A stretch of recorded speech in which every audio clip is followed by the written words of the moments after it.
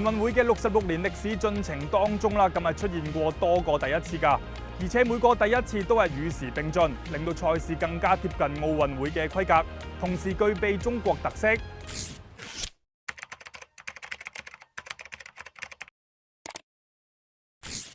1979年北京舉行嘅第4屆全運會，第一次加入火炬傳遞嘅環節。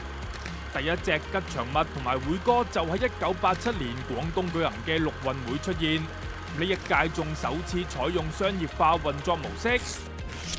踏入千禧年之後，亦都不斷作出改變。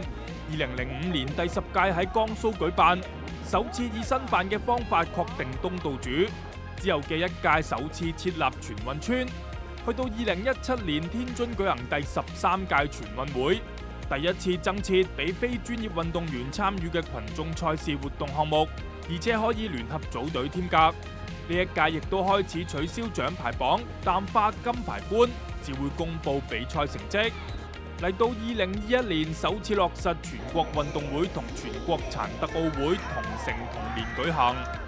今年相約粵港澳，期待迎嚟更多第一次。